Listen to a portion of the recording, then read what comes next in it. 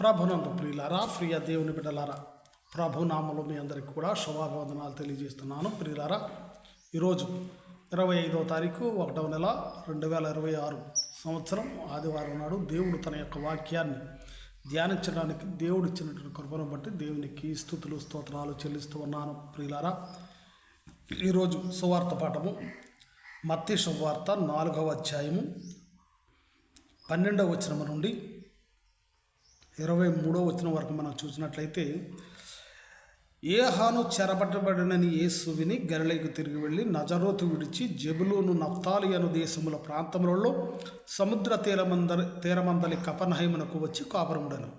జెబులూను దేశమును నఫ్తాలి దేశమును యోర్దానుకు ఆవలనున్న సముద్ర తీరమున అన్యజనులు నివసించు గలిలయు చీకటిలో కూర్చుండి ఉన్న ప్రజలను గొప్ప వెలుగును చూచిరి. మరణ ప్రదేశములోను మరణ ఛాయలను కూర్చుండి ఉన్న వారికి వెలుగు ఉదయించును అని ప్రవక్త అయిన యెషయా ద్వారా పలకబడినది నెరవేరినట్లు ఎలాగూ జరిగిన.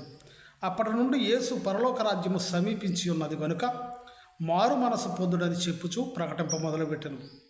యేసు గలిలయ సముద్ర తీరమున నడుచుండగా పేతురు అనబడిన సీమోను అతని సహోదరుడైన ఆంద్రేయ అను ఇద్దరు సహోదరులు సముద్రములో వలలు వేయుట చూచెను. వారు జాలరులు.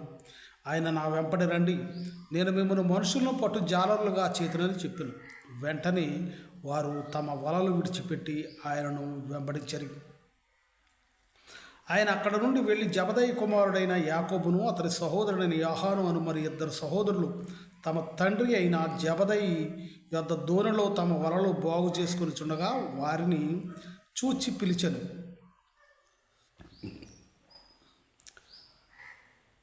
వెంటనే వారు తమ దోణెను తమ తండ్రిని విడిచిపెట్టి ఆయన్ను వెంబడించరి. ప్రియులారా, ఇక్కడ యేసు ప్రభు వారు తన శిష్యులను పిలిచినప్పుడు వెంటనే వారు విడిచిపెట్టి వారి కొన్న వాటిని, ఇక్కడ చెప్పబడుతుంది, తమకున్న సమస్తమును, తమ తండ్రిని తల్లిని తండ్రిని దోణెను విడిచిపెట్టి ఆయన్ని వెంబడించరి. అలాగే పేతురు యోహానులు కూడా తమ వలలు విడిచిపెట్టి ఆయన్ని వెంబడించారు. పేతురు యోహాను వలలు విడిచిపెట్టారు, తమకు జీవనాధారమైన దాన్ని విడిచిపెట్టారు, దేవుణ్ణి వెంబడించారు. జబదయి కుమారులేమో తమ తండ్రిని పడవలను కూడా వారు విడిచిపెట్టినట్లుగా మనం చూస్తున్నాం. ప్రియులారా, అంటే సంపదను బంధుత్వాన్ని కూడా వారు వదులుకున్నట్లుగా మనం చెప్తున్నాం. ఇంకా పేతురు అంటాడు మత్తయి శుభవార్త 19:27లో, పేతురు ఇదిగో మేము సమస్తమును విడిచిపెట్టి నిన్ను వెంబడించితిమి కనుక మాకేమి దొరుకునని ఆయన అడుగగా, అంటే యేసు ప్రభు వారి శిష్యులు యేసు ప్రభువును వెంబడించటానికి సమస్తాన్ని కూడా విడిచిపెట్టి ఆయనను వెంబడించారు. ప్రియులారా, ఎందుకు వెంబడించారు, వెంబడిస్తే వారికి ఏం దొరుకుతుంది అనేదాన్ని పేతురు గారికి, మేము సమస్తము విడిచిపెట్టి నిన్ను వెంబడించాము. సమస్తము అంటే అన్నీ వస్తాయి. ప్రియులారా, మాకేం దొరుకుతుందంటే యేసు వారితో మనము అనుకోవచ్చు, మేము దాన్ని విడిచిపెట్టాం దీన్ని విడిచిపెట్టాం అనుకోవచ్చు, కానీ మాకు ఈ కష్టాలేంటి నష్టాలేంటి అనుకోవచ్చు. యేసు ప్రభు వారు అందుకనే పేతురుకు చెప్తున్నాడు, మేము అన్నీ వెంబడించాము, నీ వెంబడి వస్తూ ఉన్నాము, సమస్తాన్ని వెంబడించి మాకేం దొరుకుతుందంటే ఇహలోకమందు కాదు కానీ పరలోకమందు మనుష్య కుమారుడు తన మహిమల సింహాసనం మీద ఆసీనుడై ఉండినప్పుడు నన్ను వెంబడించిన మీరును 12 సింహాసనం మీద ఆసీనులై ఇజ్రాయేలు 12 గోత్రముల వారికి తీర్పు తీర్చుదురు. నా నామము నిమిత్తం అన్నదమ్ములనైనను అక్క చెల్లెండలను తల్లినైనను తండ్రినైనను పిల్లలనైనను భూములనైనను ఇండ్లనైనను విడిచిపెట్టిన ప్రతివాడును 100 రెట్లు పొందును, ఇదిగాక నిత్య జీవమును స్వతంత్రించుకొందురు అని దేవుడు చెప్తున్నాడు. ప్రియుల, అంటే సమస్తము అంటే మనం అడుగుతాము, పేతురు గారు అయితే వలలు విడిచిపెట్టాడు, జబదయి కుమారులు మరి తల్లిదండ్రులను వారి పడవలను విడిచిపెట్టారు, మనమే విడిచిపెట్టాలి అని మనం ప్రశ్నించుకోవచ్చు. మనము వేటిని నేను తల్లిదండ్రులను వదిలేయాలా, అందుకనే నా తల్లిని నా తండ్రిని పట్టించుకోవటం లేదు. మరి అలాగే ఆస్తిపాస్తుల గురించి కూడా నేను ఆలోచించటం లేదు అని నేను వాటిని విడిచిపెట్టాను. ఒకడంటాడు నా త్రాగుబోత్తనాన్ని విడిచిపెట్టాను అంటాడు, ఒకడంటాడు నా ఆహారాన్ని విడిచిపెట్టాను అంటాడు. అరే ఇలా రకరకాలుగా మనము అనుకోవచ్చు. కానీ వేటిని విడిచిపెట్టాలి అనేది బైబిల్ నుండి వేటిని విడిచిపెట్టాలి, వేటిని విడవకూడదు అనేది కూడా బైబిల్లో ఉంది. ప్రియులారా, నాకు తెలిసినటువంటి దేవుడు నాకు ఇచ్చినటువంటి జ్ఞానాన్ని బట్టి కొన్ని మనం విడిచిపెట్టవలసినవి ఏంటనేది మనము నేర్చుకుందాం. ప్రియులారా, సామెతల గ్రంథము 3వ అధ్యాయము 7వ వచనం మనం చూసినట్లయితే, నేను జ్ఞానిని గదా అని నీవు అనుకొనవద్దు, యెహోవా యందు భయభక్తులు కలిగి చెడుతనమును విడిచిపెట్టుము అని చెప్పబడుతుంది. మొట్టమొదటిగా మనలో ఉన్న చెడుతనమును వదిలిపెట్టాలి. ఒక్కొక్కరు అంటారు, నేను దేవుని సేవకై భార్య బిడ్డలను వదిలాను పితృవారి వలి, అలాగే నేను నా ఆస్తిని వదులుకున్నాను. ఇంకా కొంతమంది కొన్ని రకాలుగా చెప్పవచ్చు. కానీ మనము వేటిని విడిచిపెట్టాలి, వేటిని పట్టుకోవాలి అనేది చెబుతూ ఉంది బైబిల్ గ్రంథము. చెడుతనమును విడిచిపెట్టాలని చెప్తుంది. ఇంకా వేటిని, సామెతలు 23:3 నుంచి 4 వచనాల వరకు, అతని రుచిగల పదార్థములను ఆశింపకము, అవి మోసపుచ్చు ఆహారములు, ఐశ్వర్యమును పొంద ప్రయాసపడకము, నీకు అట్టి అభిప్రాయము కలిగినను దాన్ని విడిచిపెట్టు. మొదటిగా అతిక్రమమును విడిచిపెట్టాలి, చెడుతనమును విడిచిపెట్టాలి. అలాగే రెండవదిగా ధనాన్ని పొందాలనేటువంటి అభిప్రాయాన్ని విడిచిపెట్టాలి, ధనాశను విడిచిపెట్టాలి. మూడవదిగా సామెతల గ్రంథం 17వ అధ్యాయం 4:14 వచనం, కలహారంభము నీటిగొట్టున పుట్టు ఓట వివాదము అధికము కాకముందే దాన్ని విడిచిపెట్టు. కలహము విడిచిపెట్టమంటలేదు. కలహము ప్రారంభం అవటానికి మొదటిగా చిన్న మాటతోటి మొదలవుతుంది. ప్రియులారా, ఆ కలహారంభము కలిగించే మాటను నీవు మాట్లాడకుండా దాన్ని విడిచిపెట్టమని దేవుడు చెబుతున్నాడు. మరలా చెబుతున్నాను, మొదటిగా మనం విడిచిపెట్టవలసినది చెడుతనాన్ని, రెండవదిగా ఆహారం కోసము ఆ ఆశను విడిచిపెట్టాలి, మూడవదిగా ధనాశను విడిచిపెట్టాలి, నాలుగవదిగా వివాదము కలిగించేటటువంటి కలహారంభము ప్రారంభించేటటువంటి మాటలను మనము విడిచిపెట్టాలి. అలాగే సామెతల గ్రంథం 28వ అధ్యాయము 13వ వచనం, అతిక్రమములను దాచిపెట్టువాడు వర్ధిల్లడు, వాటిని ఒప్పుకొని విడిచిపెట్టువాడు కనికరం పొందును. మరి ఒకటి అతిక్రమములను, అతిక్రమం అంటే పాపములు, క్రమం తప్పేటట్టు చేసేదాన్ని అతిక్రమం అంట. అతిక్రమాలని చెడ్డ పనులను విడిచిపెట్టాలి. అందుకనే యెహెజ్కేలు గ్రంథము 20వ అధ్యాయము 7వ వచనములో చెప్తున్నాడు దేవుడు, అప్పుడు నేను మీ దేవుడైన యెహోవాను, మీలో ప్రతివాడు తనకిష్టమైన హేయ కృత్యములను విడిచిపెట్టవలను అని చెప్తున్నాడు. హేయ కృత్యములు తమకిష్టమైనటువంటి హేయ కృత్యములు అంటే చేయకూడని పనులు, పోట్లాటకు వెళ్ళకూడదు. కానీ ఒక్కొక్కరికి పోట్లాట అంటే ఇష్టం, అది చెడ్డ పని కానీ తనకిష్టం. ఒకరిని బాధించటం అది మంచి పని కాదు, చెడ్డ పని, అది హేయమైనటువంటి పని. కానీ ఆ బాధపరచడం మనకిష్టం. ప్రియులరా, అటువంటి హేయ కృత్యములు, వ్యభిచారం చేయటం తప్పు కానీ అది మనకిష్టం, దొంగతనం చేయడం తప్పు కానీ అది మనకిష్టం. కొంతమంది కష్టపడి సంపాదించిన దానికి దోచుకున్న దాంట్లోనే ఆనందం ఉందని కొంతమంది చెప్పడం కూడా నేను విన్నాను, చూచాను ప్రియుల. దాంట్లో భాగమే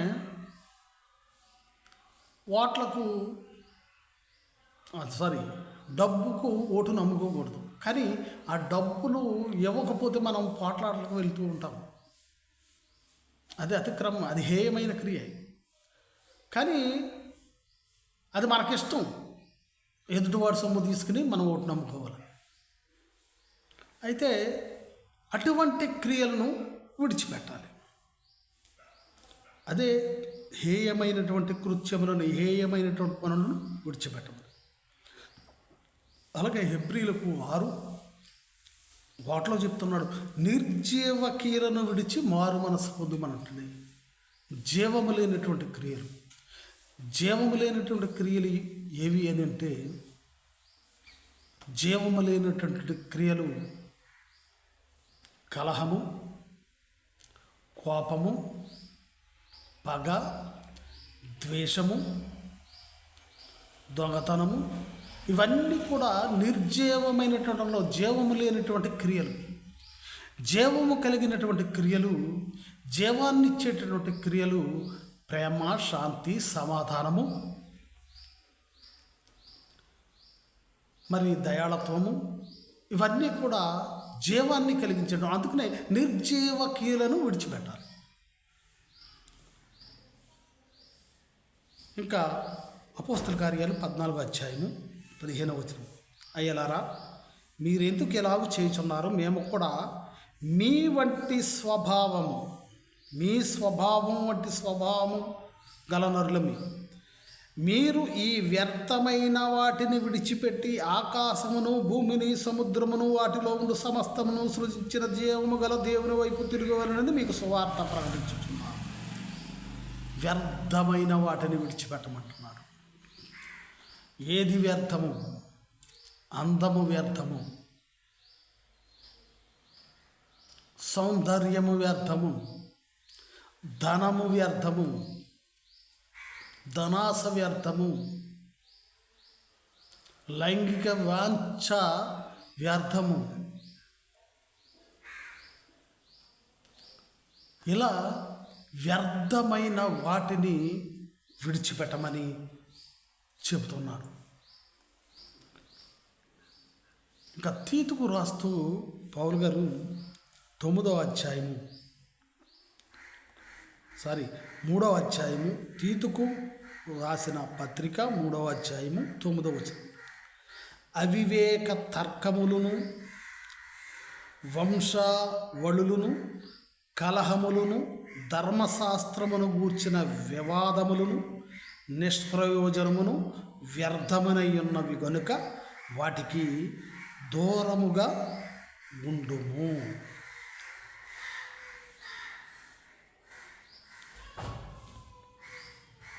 ఏవి వ్యర్థనమైనవి అని అంటే, ప్రతిదానికి తర్కాలు. బైబిల్లో వాక్యం ఎవరైనా చెప్పారంటే దాని గురించి తర్కం, అలా చెప్పి ఉండకూడదు, ఎలా చెప్పాలి, ఈ విధంగా మాట్లాడాలి అంటే మనకు అనుకూలమైనట్టుగా మాట్లాడాలి, దాని గురించి డిబేట్స్. అదే అవివేకమైనటువంటి తర్కాలు. అలాగే వంశావళులను, మేము ఆ వంశము వారము, ఈ వంశము వారము, మా వంశము గొప్పది, మా నాన్న అలా చేశాడు, మా తాత ఇలా చేశాడు, ఆ వంశంలో పుట్టిన వారే, లేవి వంశంలో పుట్టిన వారే యాజకత్వం చేయాలి అనే దాన్ని దేవుడు కొట్టివేశాడు. ఆయన ప్రధాన యాజకుడయ్యాడు యోధా గోత్రములో పుట్టి. ప్రియులారా, అలా వంశావళులను, కలహములు, అలాగే ధర్మశాస్త్రమును గూర్చిన వివాదములను, అంటే బైబిల్లో అలాగుంది ఎలా ఉంది అని బైబిలును కూర్చున్నటువంటి తర్కాలు, వివాదాలు నిష్ప్రయోజనమును వ్యర్థమై ఉన్నవి కనుక వాటిని విసర్జించుము, అంటే వదిలిపెట్టేయి అని చెప్తున్నాడు. ప్రియులారా, మనము మొదటిగా చూసినట్లయితే ఏమేమి విడిచిపెట్టాలి అనేది చెప్తున్నాడు. సమస్తమును విడిచిపెట్టి పౌలు గారు లేదా పేతురు గారు, జబదయి కుమారులు, యాహాను, యాకోబులు, పేతురు, ఆంద్రేయ సమస్తమును విడిచిపెట్టి, యేసుప్రభు శిష్యులందరూ కూడా సమస్తమును విడిచిపెట్టి అంటే ఆ సమస్తములో ఇవన్నీ వస్తున్నాయి. ప్రియులారా, ముందుగా చెడుతనాన్ని విడిచిపెట్టాలి. తర్వాత మంచి ఆహారపు పై ఉన్నటువంటి కోరికలను విడిచిపెట్టాలి. ధనాశను విడిచిపెట్టాలి. అలాగే కలహారంభము కలిగించే మాటలను విడిచిపెట్టాలి. అతిక్రమములను విడిచిపెట్టాలి. అలాగే హేయకృత్యములను విడిచిపెట్టాలి. నిర్జీవ క్రియలను విడిచిపెట్టాలి. అలాగే వ్యర్థమైన వాటిని విడిచిపెట్టాలి. అలాగే తర్కములను, కలహములను, వంశావళులను గూర్చినటువంటి పొగడ్తలను విడిచిపెట్టాలి. అలాగే ఇర్మీయా గ్రంథము 10వ అధ్యాయము 2వ వచనము, యెహోవా సెలవిచ్చినదేమనగా అన్యజనుల ఆచారములను అభ్యసింపకుడి, ఆకాశమందు అగపడు చిహ్నములకు జనములు భయపడును, అయితే మీరు వాటికి భయపడకుడి. జనముల ఆచారములు వ్యర్థములు. ప్రియులరా, అలా చేయాలి, ఎలా చేయాలి, మా వెనకట వారు అలా చేశారు, ఎలా చేశారు అని ఆచారాలను విడిచిపెట్టమని దేవుడు చెబుతున్నాడు. ఇంకను యెషయా గ్రంథము 16వ అధ్యాయము 6వ వచనం చూసినట్టయితే, మోయాబీయులు బహు గర్వము గలవారని మేము విని ఉన్నాము. వారి గర్వమును గూర్చియు వారి అహంకార గర్వ క్రోధములను గూర్చియు విని ఉన్నాము. వారు వదరుట వ్యర్థము. అంటే మోయాబీయులు గర్వం గలవారు, వారు మరి బెంకంగా మాట్లాడుతున్నారు, అహంకారంగా మాట్లాడుతున్నారు. ఆ మాట్లాడటము, అహంకారము, క్రోధము, గర్వము కూడా వ్యర్థమని చెప్తున్నాడు. అవి మనము విడిచిపెట్టాలి.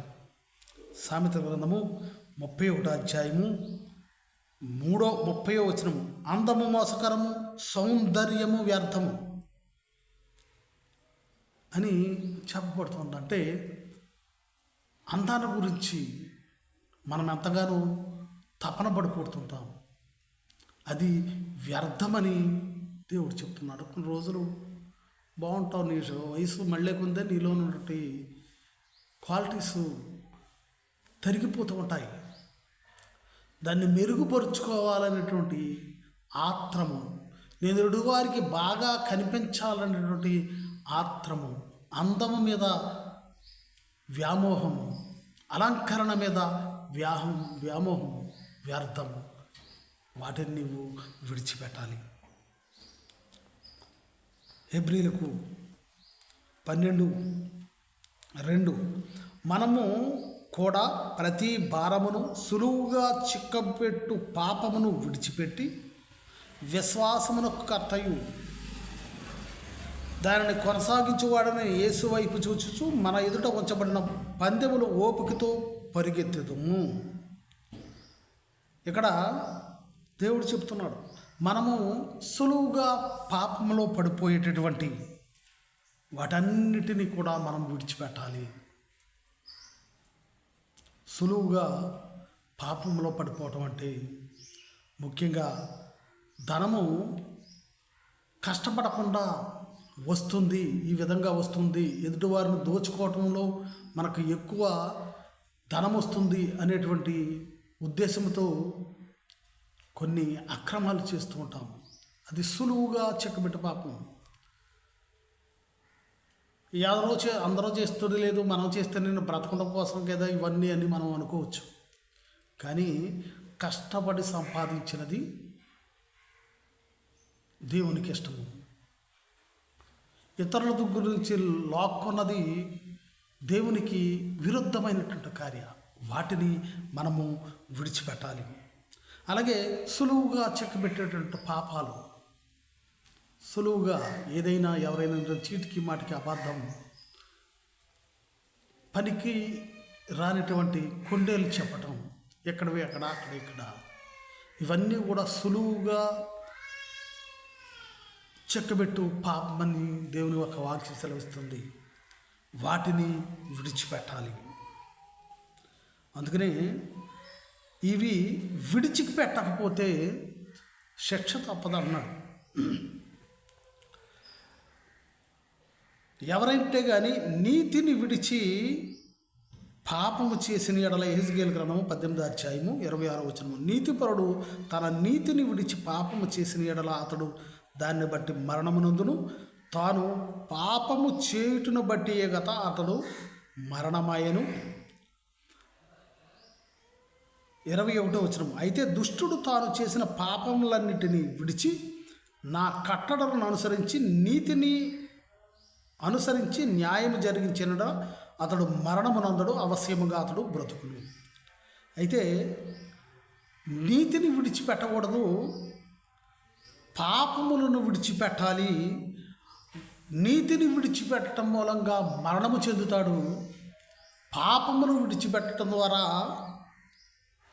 అతడు మరణమునందడు అని దేవుని యొక్క వాక్యము సెలవిస్తుంది. ప్రియులారా, ఇంకా యెహెజ్కేలు గ్రంథము 18వ అధ్యాయము 30వ వచనంలో చూసినట్లయితే, కాబట్టి ఇశ్రాయేలులారా, ఎవని ప్రవర్తన బట్టి వానికి శిక్ష విధింతును. మనస్సు త్రిప్పుకొని మీ అక్రమములు మీకు శిక్షా కారణములు కాకుండానట్లు వాటన్నిటినీ విడిచిపెట్టుడు. వీటిని అక్రమములను విడిచిపెట్టి మనకు మీరు జరిగించిన అక్రమ క్రియలన్నిటిని విడిచి నూతన హృదయమును నూతన బుద్ధికి తెచ్చుకొనుడి. ఇశ్రాయేలులారా, మీరెందుకు మరణమునందురు? ఇదే ప్రభువుకు యెహోవా వాక్కు. మరణమునందువాడు మరణము నొందుటను బట్టి నేను సంతోషించువాడను కావున మీరు మనస్సు త్రిప్పుకొనుడి అని దేవుడు చెప్తున్నాడు. దేవుడు మనం పాపము చేసి, పాపమునకు జీతం మరణం అని దేవుడు చెప్పాడు. పాపము చేస్తే తప్పకుండా మరణిస్తాము. ఆ పాపములో మరణించటం మూలంగా దేవుడు సంతోషించడట. పాపి మారి జీవములో ప్రవేశించడం బట్టి పరలోకంలో ఆనందం కలుగుతుందని దేవుడు ఒక వాక్యం సెలవిస్తుంది. ప్రియులారా, అదే 18వ అధ్యాయము 23, దుష్టులు మరణమునందుటి చేత నాకేమాత్రమైన సంతోషం కలుగునా, వారు తమ ప్రవర్తన దిద్దుకొని బ్రతుకుడిగే నాకు సంతోషము. ఇదే ప్రభువగు యెహోవా వాక్కు. ఇంకా ఈ విధంగా దేవుని యొక్క వాక్యము సెలవిస్తుంది. ప్రియులారా, అక్రమాల నుండి, అన్యాయాల నుండి, మనలో ఉన్నటువంటి అక్రమాలను, అన్యాయాలను, ధనాశను,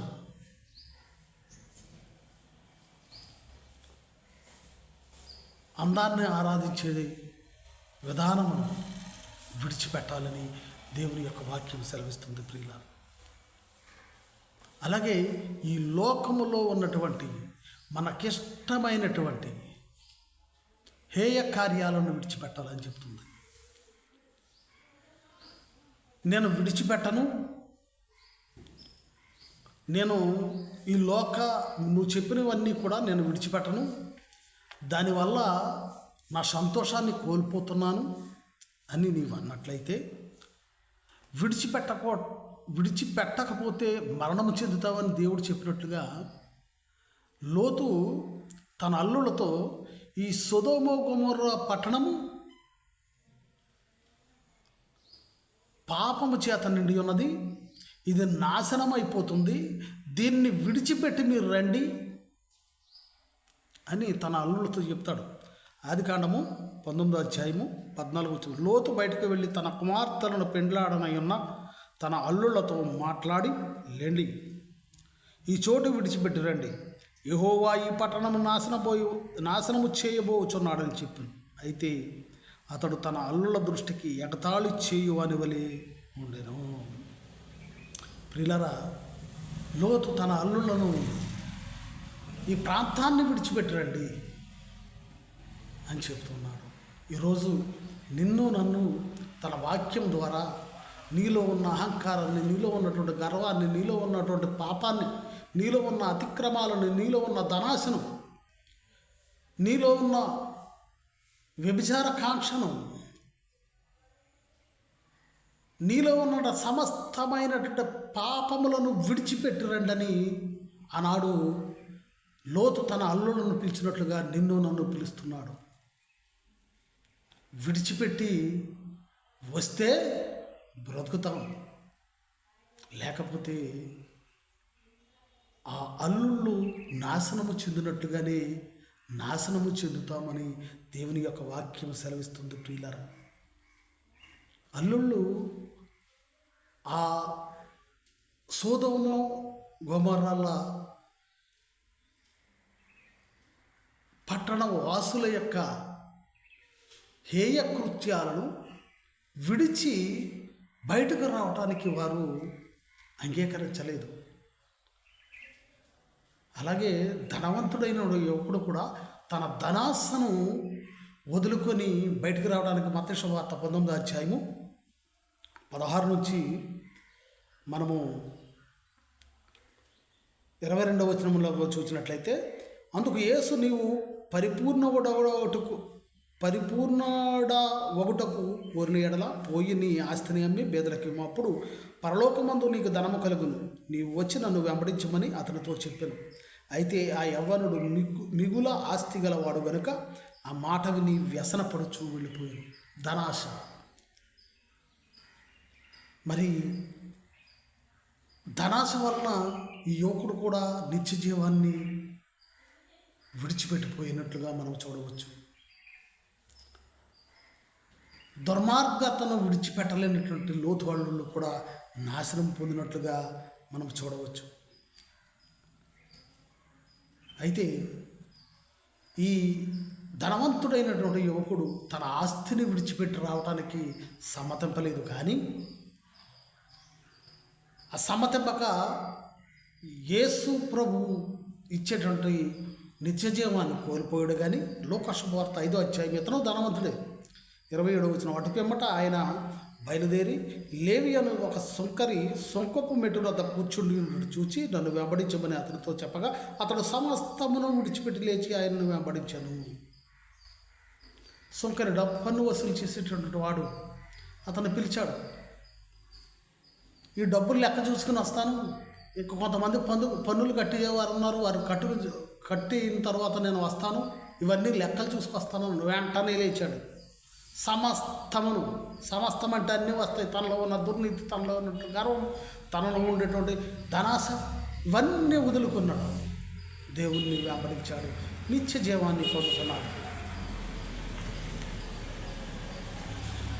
అందుకనే ఈ లోకములో ఉన్నటువంటి అన్ని దురాశలను, అన్ని పాపకారణమైనటువంటి ఆశలను మనము విడిచిపెట్టే వారిగా ఉండాలి. విడిచిపెట్టి దేవుని యొద్దకు రావాలి. అన్నీ ఒక ఎత్తు, మన దేహము ప్రతి ఒక్కడు కూడా సౌందర్యాన్ని విడిచిపెట్టవచ్చు. నాకెందుకులే అందం అని అనుకోవచ్చు. నాకెందుకులే ధనమని విడిచిపెట్టవచ్చు. నాకెందుకులే బంధువులు అని విడిచిపెట్టవచ్చు దేవుడు చెప్పిన మాట ప్రకారం. అలాగే నాలో ఉన్న దుర్మార్గతను విడిచిపెట్టవచ్చు. అన్నీ విడిచిపెట్టవచ్చు, కానీ ఈ దేహాన్ని విడిచిపెట్టడానికి మనము అంగీకరించం ప్రియులారా. కానీ పౌలు గారు అంటున్నాడు 2 కొరింథీయులకు 5, ఇట్లు ధైర్యము కలిగి 2 కొరింథీ 5వ అధ్యాయము 8వ వచనం నుంచి 9వ వచనం వరకు, ఇట్లు ధైర్యం కలిగి ఈ దేహమును విడిచిపెట్టి ప్రభువునొద్ద నివసించుటకు ఇష్టపడుచున్నాను. కావున ఈ దేహమందునను దేహము విడిచినను ఆయనకిష్టులమై ఉండవలను మిగుల అపేక్షించుచున్నాను.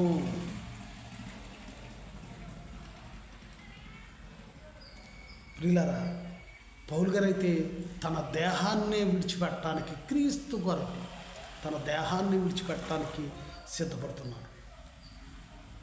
ప్రియులారా, ధనాశ, గర్వము, అహంకారము, అసూయ,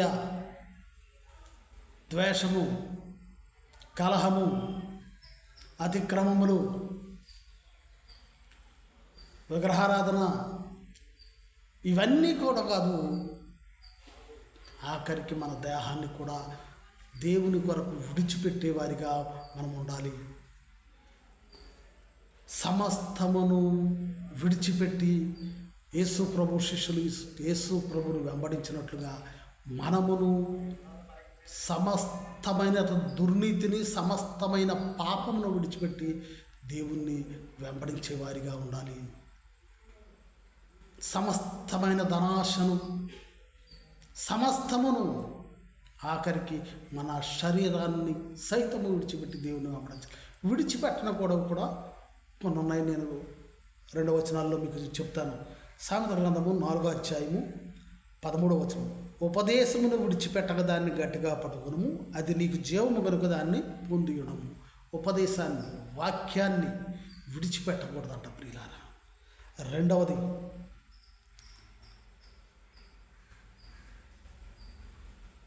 సామెతల గ్రంథం 3వ అధ్యాయము 3వ వచనం, దయను సత్యమును ఎన్నడూను నిన్ను విడిచిపోనీకుము, వాటిని కంఠభూషణముగా ధరించుకొనుము, నీ హృదయమును పలక మీద వాటిని వ్రాసుకొనుము.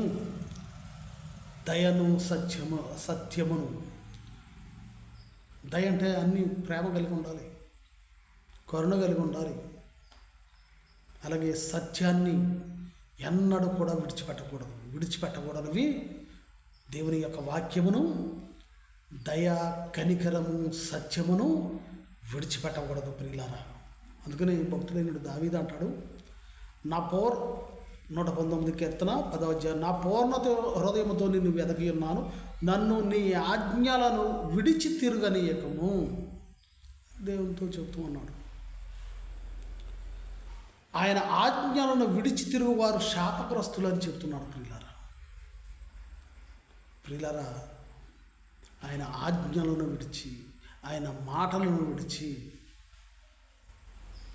విడిచిపెట్టవలసినవి విడిచిపెట్టకుండా, విడిచిపెట్టకూడనివి విడిచిపెడితే నాశనము చెబుతామని చెప్తున్నాను. విడవలసినవి మనలో ఉన్నటువంటి అహంకారము, మనలో ఉన్నటువంటి పాపములు, సమస్తమైన దుర్నీతి, మనలో ఉన్నటువంటి నిర్జీవ క్రియలు, మనలో ఉన్నటువంటి ధనాశ, మనలో ఉన్నటువంటి చెడుతనాన్ని విడిచిపెట్టాలి. అప్పుడే దేవుడు మనకు నిత్య జీవాన్ని అనుగ్రహిస్తాడు. ఆనాడు శిష్యులు విడిచిపెట్టినట్లుగా మనమును విడిచిపెడదాం. దేవుని దీవెనలు పొంది దేవుని రాజ్యములో వారసులుగా ఉందాం. దేవుడి కొద్ది మాటలు దీవించును గాక. ఆమె అందరికీ వందనాలు.